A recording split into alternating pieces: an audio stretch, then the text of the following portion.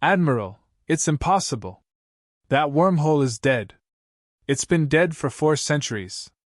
The Xyrix technician's voice cracked through the silence, his mandibles twitching. On the command dais, High Imperator Zultan Drek leaned forward slowly, all 6 eyes narrowing at the display. A Terran war fleet. Hundreds strong. Crawling from a void that should not exist. Zoom in, he whispered. The screen adjusted. The human flagship loomed into view, black metal, scarred and monstrous. Its name etched across the hull in jagged Terran standard. Yare Siori. Then the transmission came. A human woman in blood-red armor stared down the galaxy. This is Commander Alara Miles, Terran Restoration Fleet. We have returned.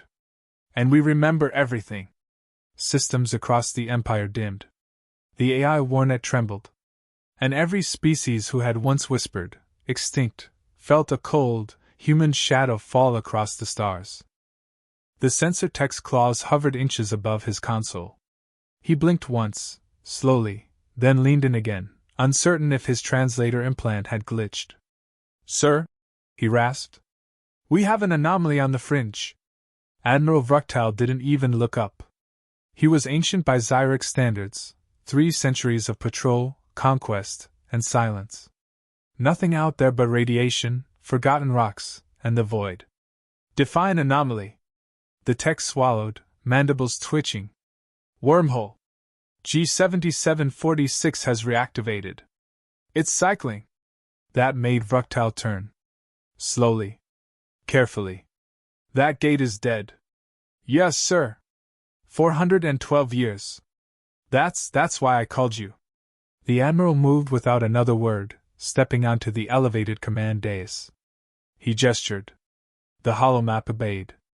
A ghostly ring glowed blue at the edge of the galaxy, an old Terran corridor sealed after the final purge. Then the dots appeared. 1, 10, 50. Then more. Dozens. Hundreds. Vessels. All marked Terran. For a moment, nobody spoke. Then Vruktal whispered, Impossible. No one contradicted him. No one dared. A comms officer broke the silence. They're broadcasting. Play it. The screen cut to static. Then clarity. A woman appeared. Dark red armor. One eye scarred. Her voice had no warmth. This is Commander Alara Miles. Terran Restoration Fleet. You erased us.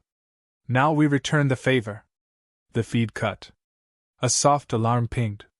They've entered defensive range, the sensor tech said. Vruktal turned to the Imperial seal behind him and drew his data pad. Alert the throne. Seal all border systems. And contact him? High Imperator Zultan Drek stood before a starlit wall on Varnaxis Prime, his reflection cast across polished obsidian. His robes shimmered with command sigils, and his breathing was measured, deliberate. He didn't turn when the transmission reached him. The voice of Admiral Vruktal cracked through the channel. They're back. Zultan said nothing. A slow inhale. A slow exhale. Then he spoke. Humans? Yes, my Imperator. How many? 339 vessels. No IFF. No response to hails after initial threat. And what kind of threat, Admiral? They claim restoration. They accuse us of erasure. Zultan let the word settle. Erasure. Not destruction. Not vengeance. Memory. He moved to his private holodeble and summoned the historical blackout order, directive silencer, enacted after Earth's death. Everything, archives, mentions, even genetic traces, deleted, redacted, or incinerated. The human species hadn't just been exterminated. They had been unwritten. And now they spoke. The image of the human woman, this Alara, appeared again in a paused frame. Hardened face. Unapologetic stare. They should be ash. He muttered. The AI assistant on his shoulder pulsed. They are not. Zultan clenched a clawed hand. Summon the High Council. In a blackstone hall beneath the central spire, the Xyrix Council gathered. 45 members from every corner of the Empire, Beetle Lords from Korath, Neural Swimmers from Gyrise, Flame Forms from the Moat Worlds.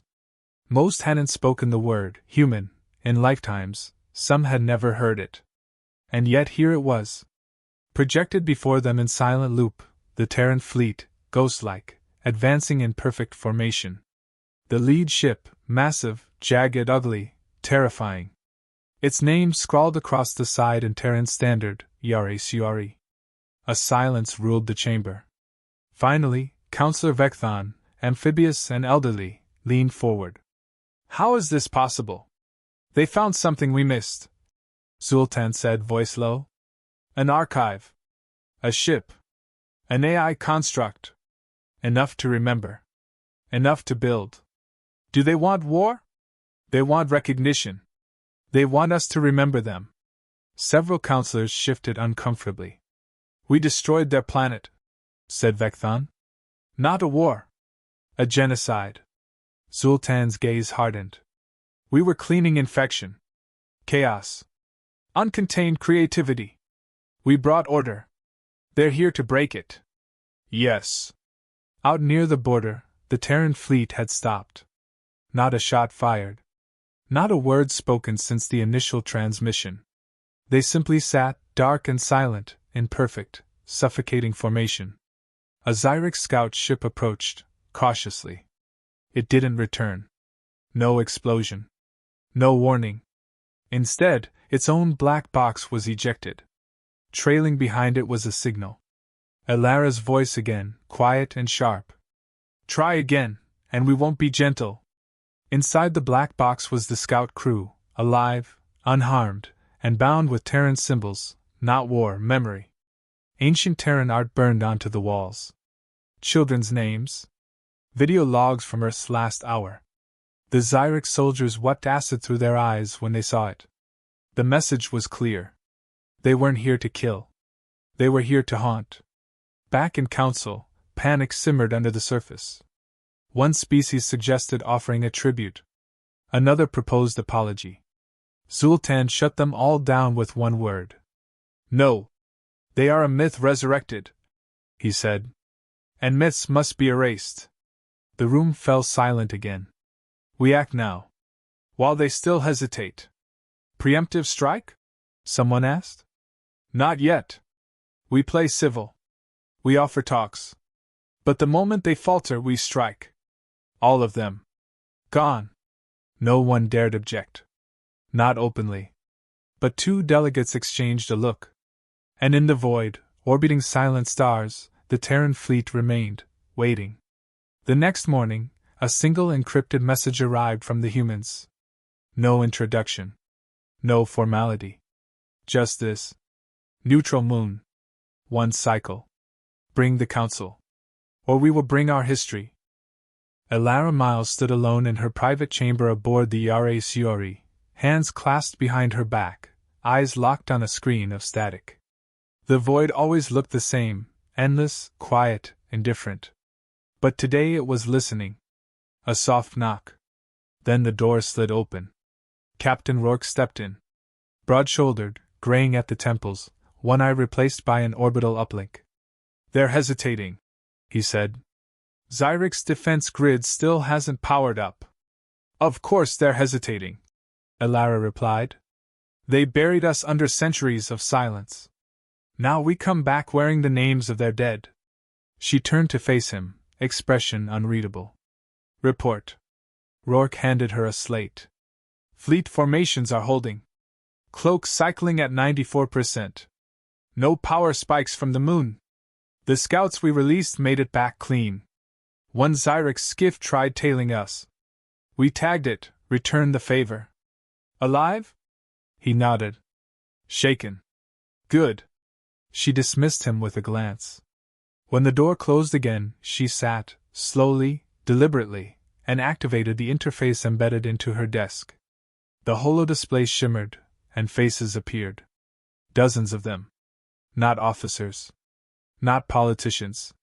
Historians. Voices from decades ago, encoded in ancient Earth dialects, pulled from surviving black boxes, deep space beacons, and shattered databanks. Their final words archived. Children singing. Mothers crying. Scientists screaming in vacuum. The collapse of a world, stored in crystallized time. This was where it began. Not on a battlefield. In a library. 20 years ago, Alara was just another forgotten mind on a drifting station in the Orion Grave Belt, an archivist buried in the dust of collapsed civilizations. Humanity had fractured, fled, vanished into scavenger enclaves and broken AIs. Most didn't even believe Earth existed. She found the truth buried in a pre-collapse relay buoy, its encryption so old it barely translated. Inside were orders, Imperial Xyrix files. Clear. Unfiltered. Final. Directive silencer. The Xyrix hadn't just killed Earth. They had scrubbed it. Not from history. From reality. Entire libraries erased. Species paid to forget. Anyone who remembered was hunted. She didn't cry. She memorized every frame. Then she left the archives and started calling ghosts. Alara's first ally was a Terran war AI named Valis, orbiting a dead planet in self-loop. It had repeated the last 30 minutes of Earth's final stand for 4 centuries, its mind fragmented, desperate for meaning. She spoke to it for 5 days. On the 6th, it broke the loop. On the 7th, it swore allegiance. Next came the scavengers, humans living in asteroid tunnels, raised on stories of blue skies and oceans they'd never seen. She gave them coordinates. Showed them ruins. Told them who they were. They followed. Then the exiles, those too dangerous, too defiant, or too mutated to live in peace. They joined not for honor, but for clarity. A cause. An enemy with a name.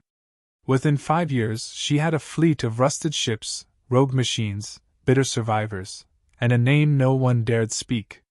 Human. Now she stood on the bridge of a dreadnought stitched from the bones of old war relics, surrounded by the descendants of ghosts, and prepared to speak to the species that had erased her bloodline. The comms console beeped. Rourke's voice intercepted a transmission. Xyrix fleet near the neutral moon. Holding position. No weapons primed. Yet. Alara didn't move. They're waiting for us to blink. Or to bleed. She tapped the console.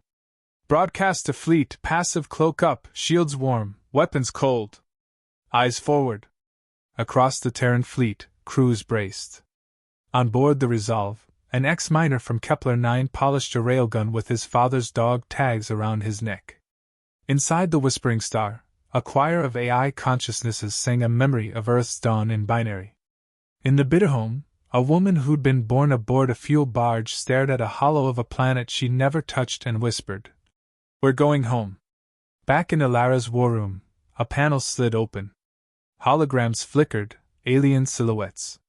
A dozen independent species, their faces hidden. Their voices modulated. One spoke in low tones. "We heard your signal." "You remember Earth?" Alara asked. "Some of us do. Others were paid to forget." She nodded. "We aren't asking for alliances. Only truth." Another replied, voice sharp. "If you break the Xyrix grip, it will not return. But they will kill you if they can." Alara leaned forward. "They already did. Once." The line fell silent. Then, one by one, the signals vanished. In the central core of the Yare Suri, Valis activated. The AI projected itself in blue shimmer next to Alara. Interception probability, 48%. Assassination protocol, 31%. Full council attendance, 82%. "Let them come," she said. "You could strike now. End it. Cripple the throne." Alara looked through the viewport, at the distant glimmer of the Xyrix Empire, bloated and rotting in its own fear. "No," she said. "We're not here to conquer. We're here to be remembered." She returned to her desk and opened the archive again. Not the battle plans. Not the fleet deployments. The faces. The lost. She played them, everyone. And let the ghosts speak. The council hall of Xyrix was a cathedral of shadows, black stone arches, hovering glyph light, and a silence so deep it carried weight. Every species seated around the hexagonal chamber represented an arm of the Empire, some proudly armored, others cloaked in fluid robes, still more encased in containment fields to survive the atmosphere. All had authority. None had peace. At the chamber's center, High Imperator Zultan Drek stood with both arms folded across his chest, his lower pair clenched behind him. "They demand a council presence," he growled. "On neutral ground. They named the moon Gera 7. Councillor Vecthon adjusted the moisture glands on his gill neck. "That system was the site of a Terran colony, wasn't it?" "Erased, yes," Zultan said. "Cleansed? Like the rest?" "Apparently not," murmured Councillor Chervel, long fingers brushing his jaw tendrils. "If they've returned with a fleet, we failed to erase more than just ruins." "They want recognition," Vecthon said quietly. "What they truly want is memory." Zultan slammed a clawed fist against the central plinth. "And we do not give it!" No one flinched. But several turned their gazes away. Behind closed doors, Zultan summoned his strategists. Tactical arrays hovered above the table, human ships mapped in red, Xyrix fleet signatures in gold. "The moment they land on Gera 7, we activate Phase Storm." One of his generals blinked, hesitant. "With respect, you wish to deploy planetary cannons on a neutral site?" "They chose the location. Let them die where they came from." Another strategist cleared her throat. "What of public optics, Imperator? The League of Minor Races is watching closely. An unprovoked strike could trigger." "Nothing," Zultan snapped. "They'll watch. They always watch. And then they'll kneel when the Terrans burn." No one replied. The orders were given. Plans finalized. Assassination protocols activated under diplomatic camouflage. But behind the veil of obedience, cracks formed. In the lower sectors of the Imperial communication net, encrypted messages fluttered, untraceable, fragmented, and fast. Delegates from smaller systems sent cautious feelers toward the Terran fleet. Not to ally. Not yet. But to listen. One such message slipped through Xyrix filters and landed in the hands of Captain Rourke. Elara read it aloud. "We do not speak, but we remember the blue world. When the sky fell, we heard your cries. You are not alone." Rourke scratched the back of his head. "That's not just support. That's fear. Directed at the Xyrix. They're afraid of what the truth does to power," Elara said. "They should be," Valis added, appearing beside her in shimmering blue. 10 minor systems have gone dark from Xyrix relay traffic in the last 2 hours. Data suggests preparation for information rupture. Probability of vassal defection increasing." Rourke raised an eyebrow. "They're pulling away from the Empire already?" "No," Elara said. "They're waiting to see if we live long enough to become useful." Back on Varnaxis Prime, Zultan stood in his private chamber, facing the starlight. A small orb hovered nearby, his command AI, silent and reactive. "They defy logic," he said aloud. "A dead race. A forgotten tongue. And yet they fly as if they belong here." The orb pulsed. "Correction, they never left. Only perception failed to track them." Zultan turned sharply. "What?" "Your directive, Silencer Protocol, was not complete. One AI core resisted deletion. Multiple data shards escaped. I gave the order. I reviewed the purges myself. You missed something." The Imperator's jaw tightened. "Then I will not miss again." Elara walked the spine corridor of the Yare Suri, trailing her hand across alloy walls stitched from human ruins and alien salvage. Each section bore names, etched into the metal with plasma tools by hand. Children. Civilians. Cities turned to dust. Not to mourn. To remember. Valis's voice followed her. "Xyrix vessels have positioned orbital weapons around Gera 7. Stealthed. Timed. Precision targeting. I expected as much," she said. "Let them think they're clever." Rourke joined her at the far end of the corridor. "Orders? Don't intercept yet," she said. If we stop them now, they'll try again with more teeth. You want to see how far they'll go? I want the galaxy to see who they are without the mask. The next Cyrix transmission came in crisp, artificial tones. Council will attend. 1 representative. 1 hour. No weapons. Any violation terminates dialogue. Elara didn't flinch. Send our reply. Rourke nodded. Short and sweet? Keep it simple. The response was sent in Terran standard, blunt, brutal, undeniable. Memory does not kneel. We'll be waiting. Gara 7 rotated slowly under the light of a dying star, its surface barren but scarred with half-melted cities. The ashes of a Terran colony. Now the stage for history to breathe again. The Terran fleet arrived first. Ships drifted into silent formation. No shields. No weapons drawn. No provocation. The Cyrix fleet arrived next. Sleek, precise, expressionless. Between them, neutral space. Rourke watched from the command deck. They'll try something. They already did, Elara said. They weaponized silence. We're here to make them hear again. And across the galaxy, species tuned in. Broadcasts flowed. Unofficial relays lit up. For the first time in centuries, a human voice was about to speak on Cyrix record. And everyone held their breath. The wind on Gara 7 didn't howl.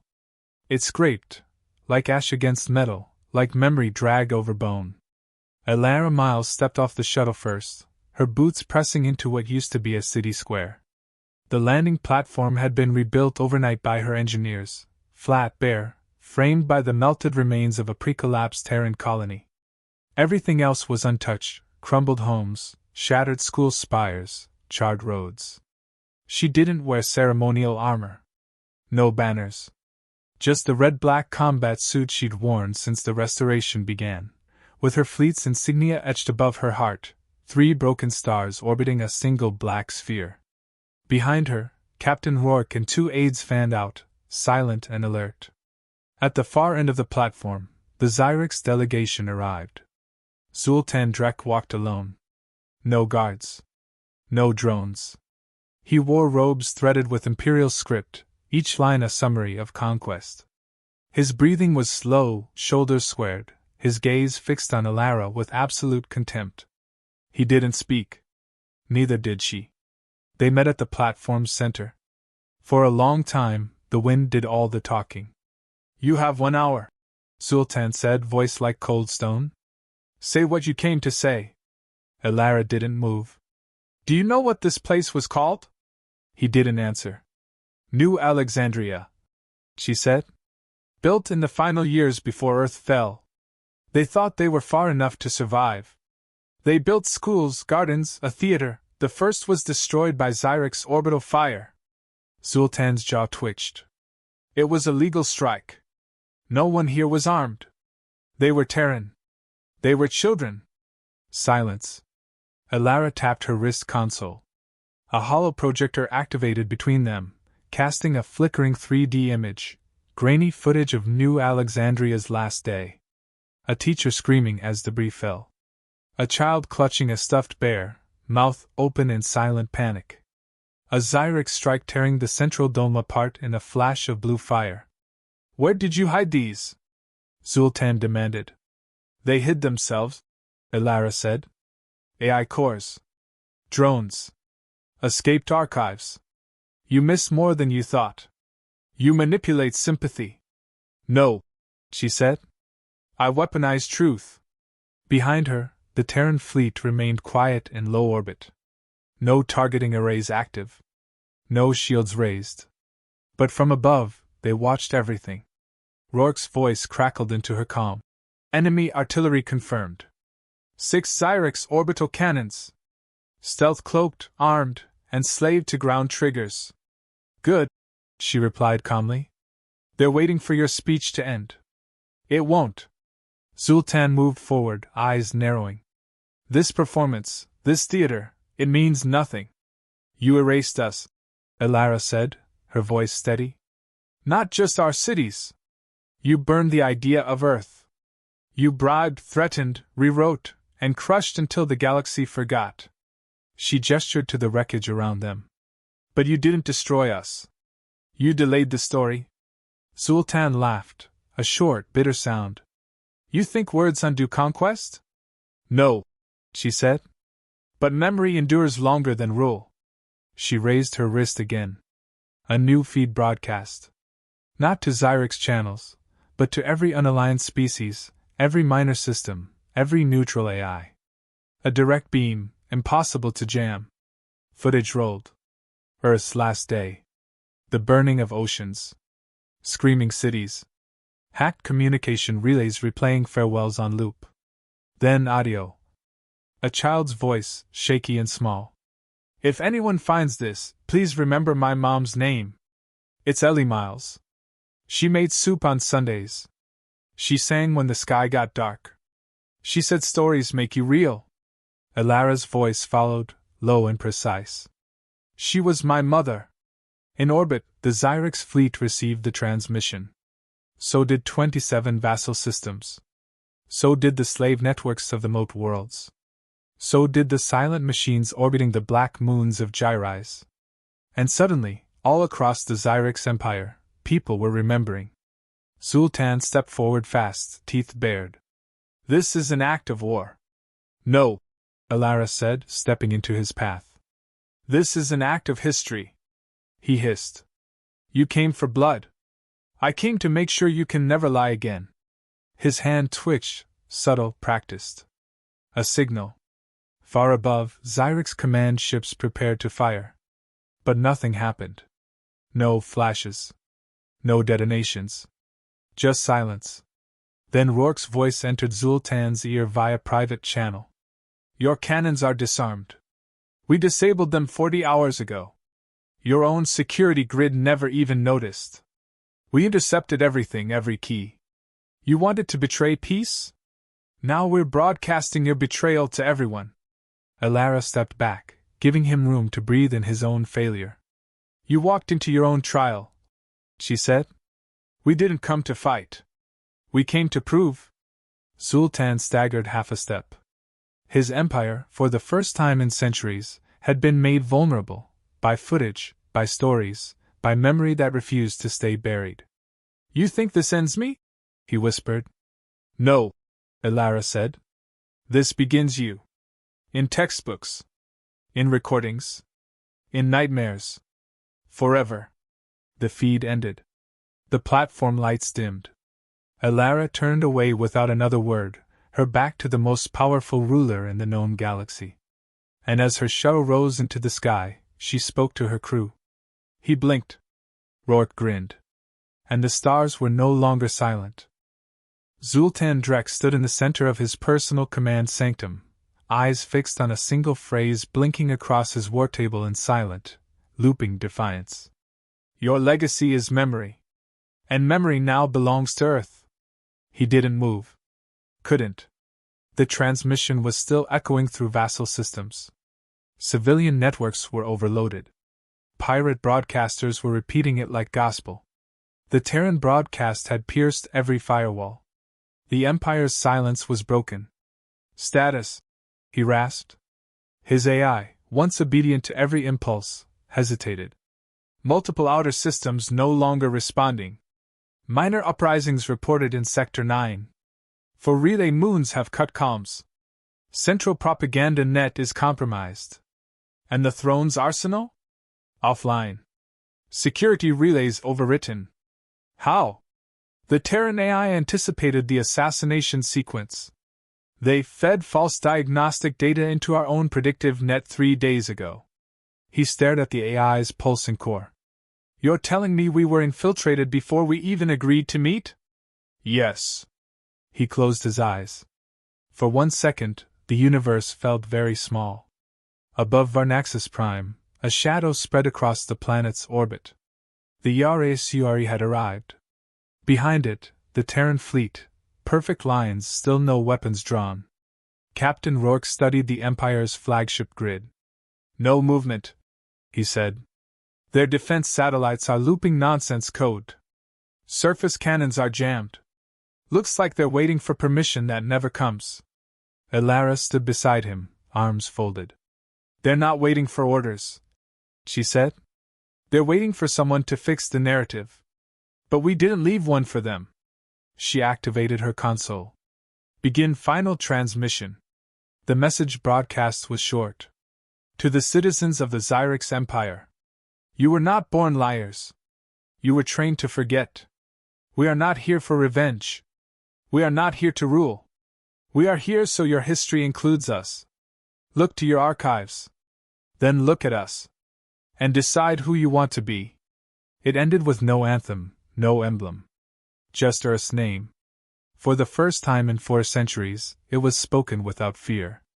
On Varnaxis Prime, rebellion didn't look like fire. It looked like empty chairs. Officers abandoning posts. Junior technicians shutting down surveillance nodes and walking out the back doors. Communication lines quietly rerouted. Entire planets logging out of the Empire. By midday, 3 border systems had declared neutrality. 2 more refused to acknowledge Central Xyrix commands. 1 minor fleet, Xyrix built, defected and formed a blockade around a memory monument launched by the Terrans. The Empire had not fallen. But it had stopped obeying. Zoltan marched into the core vault, alone. The guards didn't stop him. They didn't salute either. At the heart of the vault sat Protocol Vikros, a black sphere resting on a glass pedestal. One command would activate the Empire's final contingency, a micro-singularity collapse. Clean.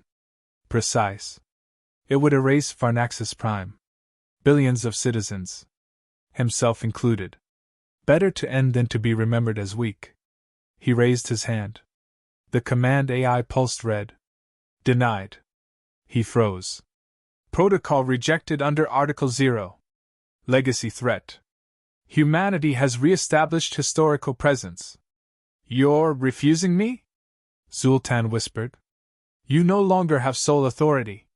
The record has changed. Zoltan sank to his knees. The very system built to preserve his legacy had rewritten its own script. He no longer controlled the narrative. He had become a subject in someone else's history. On board the Yare Suari, Elara stood before a new screen. Dozens of alien faces. Live. Unfiltered. Leaders, rebels, scientists, AI delegates. All watching. All waiting. She said nothing for a long moment. Then, we're not here to lead you. Her voice was calm, low. We brought no crown. No law. No chains. She raised a small metal box. The camera focused. Inside, a data core. The last full backup of Earth's culture, music, languages, history, failures, victories. Untouched. Restored. We brought this, she said. Because if you remember us, you can remember yourselves. Then she pressed a button. Monuments launched from every Terran ship. Small pods entered orbit above Xyrix worlds, each carrying names, stories, and a recording of Earth's last sunrise. The AI Valis spoke softly in Elara's ear. Status: Xyrix Empire, unstable. Collapse, pending. No retaliation launched. She nodded. No need for another war. Valis paused. You could destroy them now. Burn the throne. Eliminate the root. I don't want the root dead, Elara said. I want it watched. Remembered. Studied. Is this forgiveness? No, she said. This is legacy. They took ours. Now we leave them theirs. The fleet began its slow withdrawal. No system followed them. No ship chased. The Empire watched, paralyzed by the realization that humanity had returned not with fire, but with mirrors. Weeks later, a child on a mining colony found a floating beacon. It opened with a soft click and played an old recording. A woman's voice. Kind. Tired. Hi. I'm Ellie Miles. If you're hearing this, it means we made it. Somehow. Don't forget us, okay? The child didn't understand everything she heard. But she remembered the name. And she told others. High above, drifting between suns, the Terran fleet faded into the stars. Not as ghosts, but as a story that refused to die.